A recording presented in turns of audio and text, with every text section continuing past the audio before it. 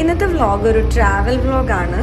ഇതൊരു latest video അല്ല. ഞങ്ങൾ ലാസ്റ്റ് ഇയറിൽ യൂറോപ്പിലെ ട്രിപ്പ് പോയപ്പം ഞങ്ങളവിടെ ഇറ്റലിയിൽ ഒരു സ്ഥലത്ത് പോയിട്ടുണ്ടായിരുന്നു. ആ സ്ഥലത്ത് ഞങ്ങൾ കണ്ട കാഴ്ചയും ഞങ്ങളൊരു റൈഡ് പോയിട്ടുണ്ടായിരുന്നു. ആ റൈഡിനെ പറ്റിയാണ് ഞങ്ങൾ ഈ വീഡിയോയിൽ ഉൾപ്പെടുത്തിയിട്ടുള്ളത്.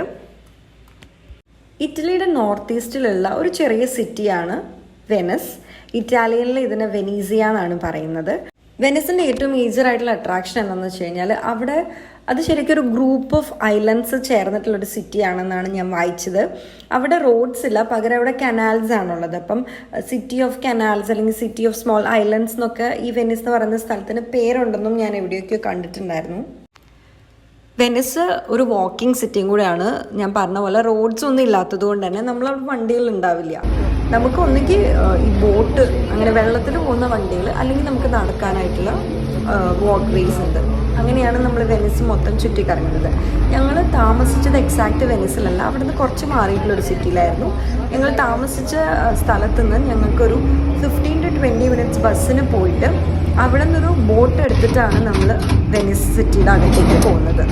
ഞങ്ങൾക്ക് ബോട്ട് എടുത്തതിന് ശേഷം ലെസ് ദാൻ 10 minutes മാത്രമേ എടുത്തുള്ളൂ മെയിൻ സിറ്റിയിലേക്ക് എത്താനായിട്ട്.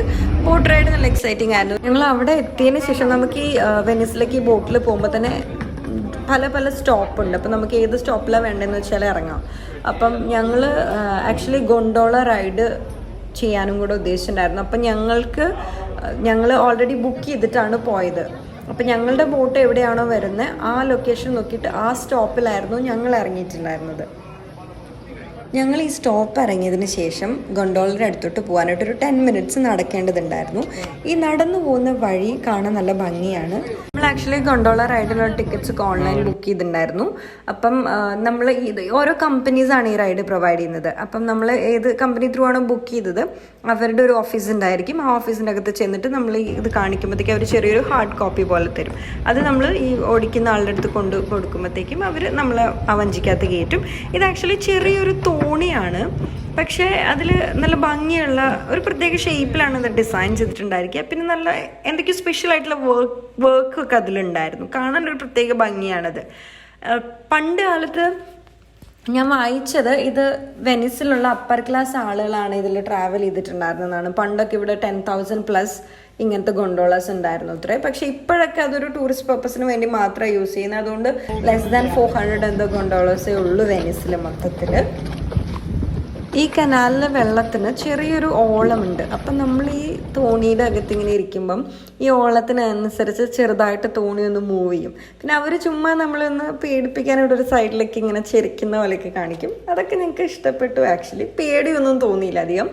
പിന്നെ ഈ ഗ്രാൻഡ് കനാലിലൂടെ ഇങ്ങനെ പോകുമ്പോഴത്തേക്കും വെനീസിലെ ആ സിറ്റിയുടെ അകത്ത് കൂടെയാണ് നമ്മൾ ശരിക്കും പോകുന്നത്. നമ്മൾ റോഡിന് പകരം ഈ ഗൊണ്ടോളയിലൂടെ പോകും.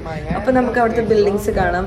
ആ ബിൽഡിങ്സിൻ്റെ ബാൽക്കണിയിൽ നിന്നൊക്കെ അവർക്ക് കാണുന്നത് ഈ കനാലും ഇതിലൂടെ പോകുന്ന ഗൊണ്ടോളസുമാണ്.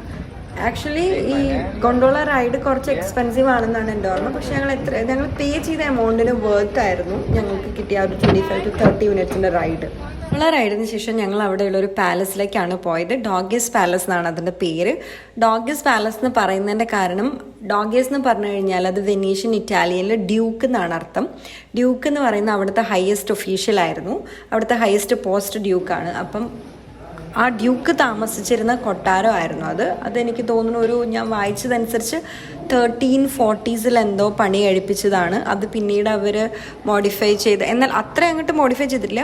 ആ ഒരു ഹിസ്റ്റോറിക്കൽ ടച്ച് പോവാത്ത രീതിയിലാണ് അവരത് മെയിൻറ്റെയിൻ ചെയ്തിട്ടുള്ളത്. അവിടുത്തെ ആർക്കിടെക്ചർ വർക്കും അവിടുത്തെ പെയിൻറ്റിങ്സും ഒക്കെ കാണാൻ നല്ല ഭംഗിയാണ്. പണ്ട് അവരുടെ ജയിൽ എങ്ങനെയാണെന്നൊക്കെ അവിടെ നിന്ന് കാണാനുണ്ടായിരുന്നു.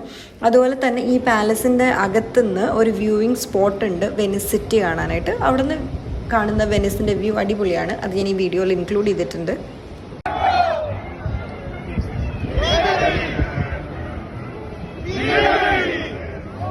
നടക്കുന്ന വഴിയിൽ ഒരു ഇൻട്രസ്റ്റിംഗ് ആയിട്ടുള്ള വേറൊരു കാഴ്ച കണ്ടു. അതെന്താണെന്ന് വെച്ച് കഴിഞ്ഞാൽ അവിടെ അന്നത്തെ ദിവസം ഞങ്ങൾ പോയ ദിവസം എന്തോ ഒരു സ്പെഷ്യൽ ഡേ ആയിരുന്നു.